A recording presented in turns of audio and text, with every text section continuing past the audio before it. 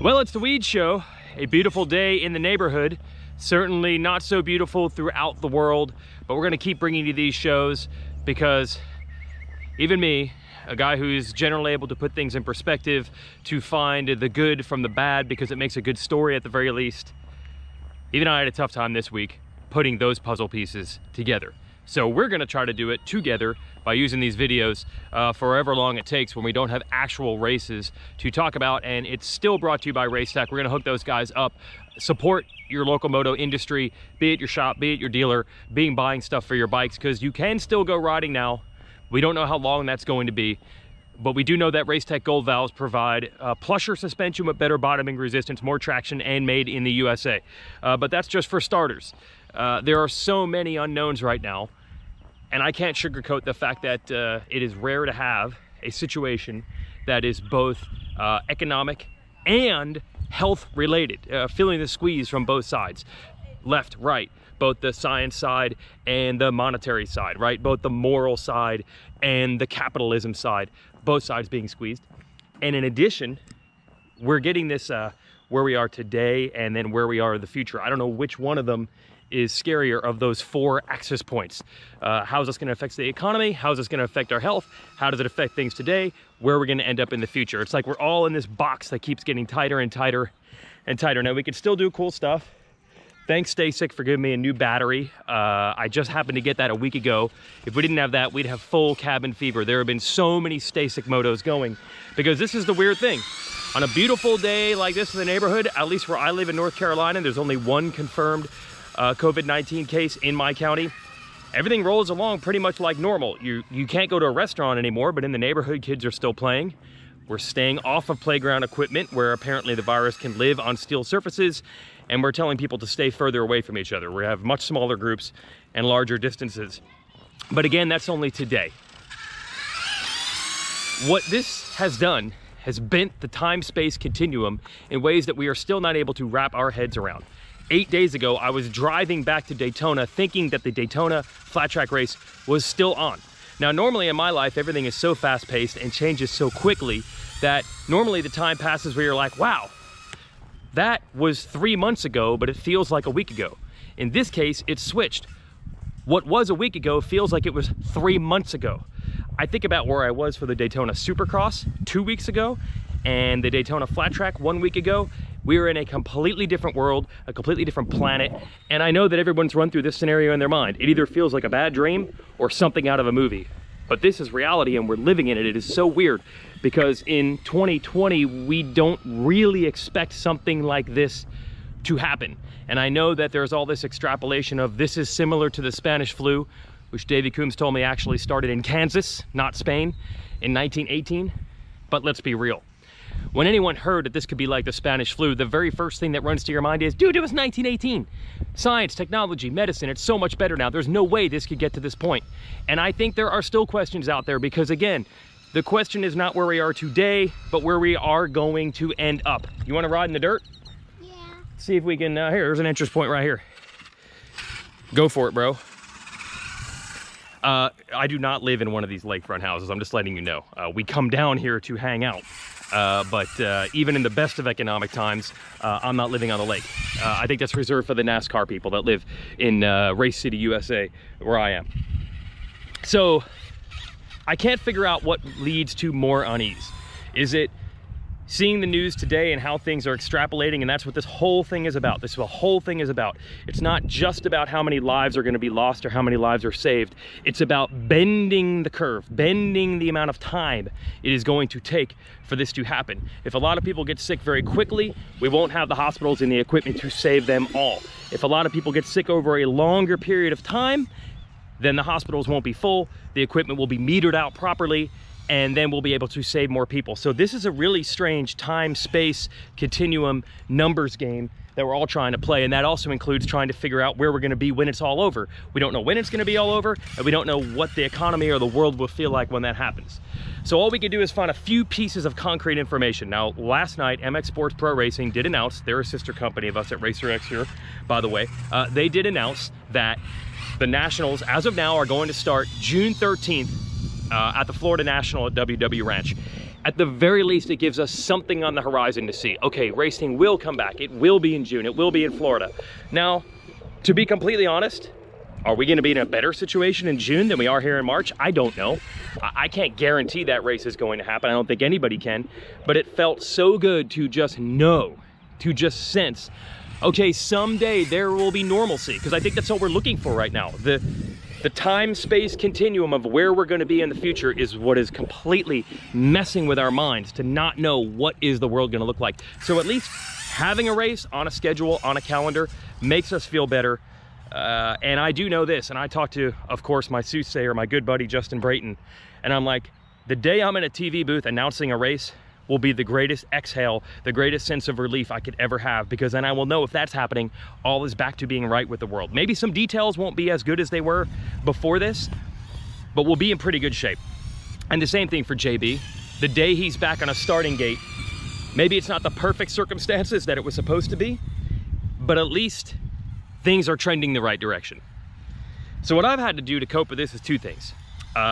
I tend to be a bit of a perfectionist. Certainly not a perfectionist with my hair or my clothing or how messy my office is or things like that. But there are certain things that I am a control freak about. I like to say that I'm obsessive compulsive about not being obsessive compulsive. Everything I have is a mess, looped out. But on other things, when it comes to, as you know, saving money and my finances and where my money is invested and how it's being saved and how it's being spent, I am obsessive.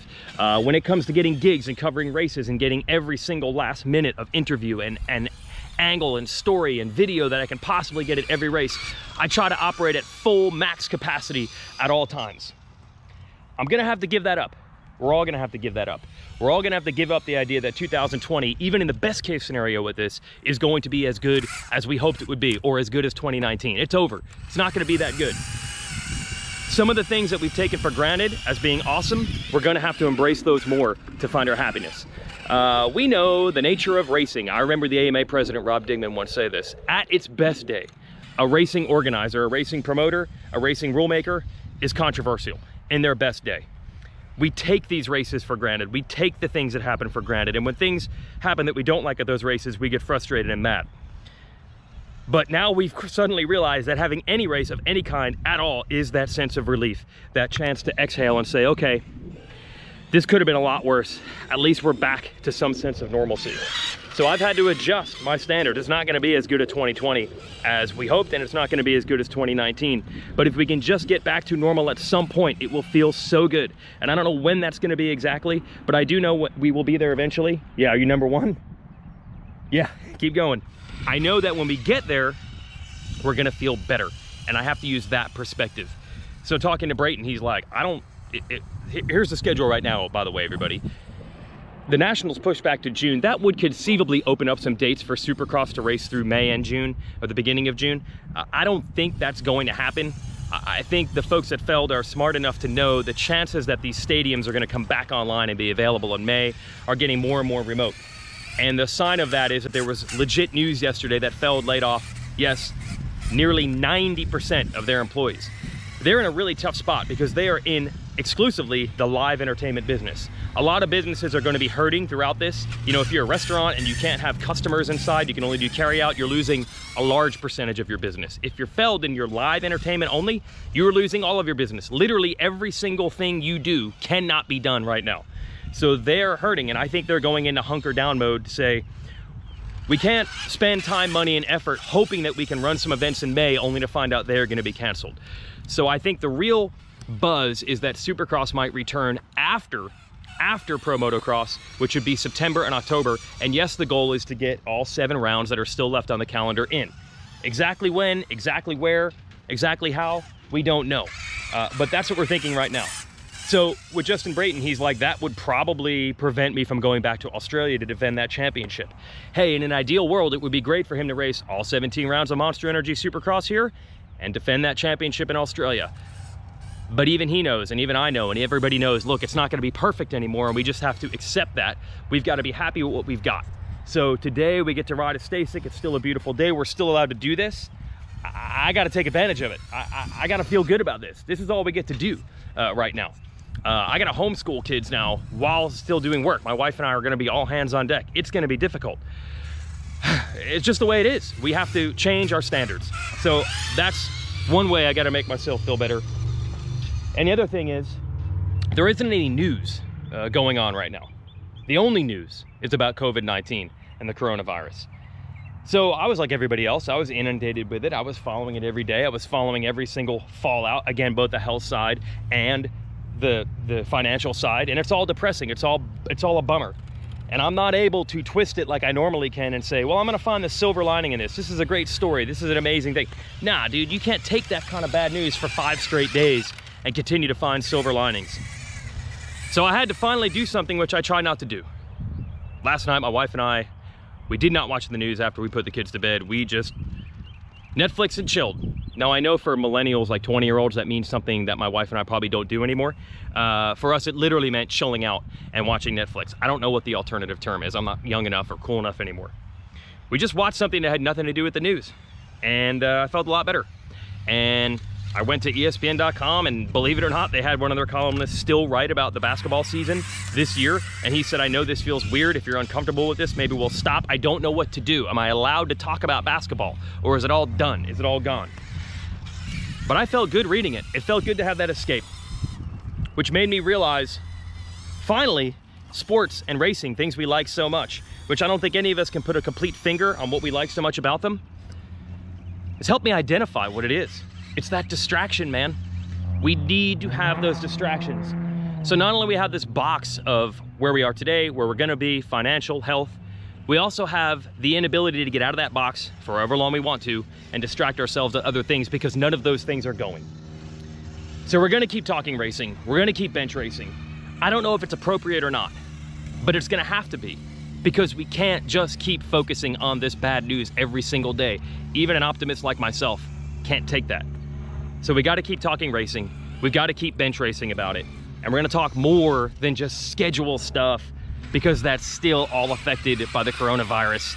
And I feel like it has infected not only some people's bodies, but it's affected all of our minds, because we can't think about anything else but it.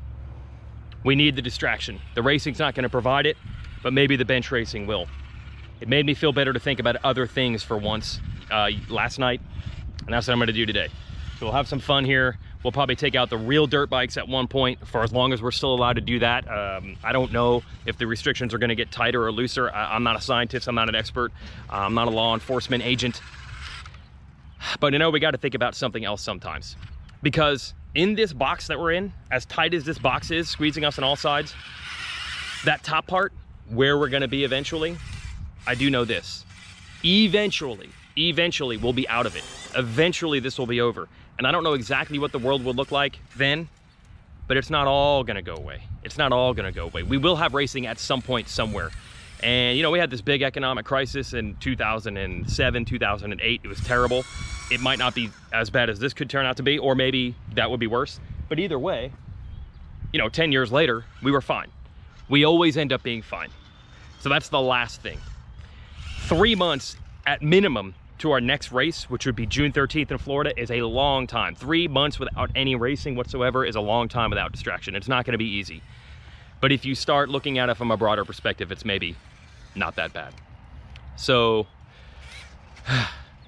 lower the standards, stop taking things for granted, look toward the future, and look for distractions. That's the only advice I can give right now. And I'm gonna keep giving more. But now it's time to go back to riding, which is the greatest distraction of all. Do what you can, folks. Thanks to Race Tech for continuing their support, and maybe go out there on your dirt bike. Try to be safe though. Don't clog up those hospitals getting injured. Just set the standards of your fastest lap time. Maybe taper that down a little bit and just go out and have fun, because those distractions really do help in a time where most of the news just isn't good, man. I gotta be real.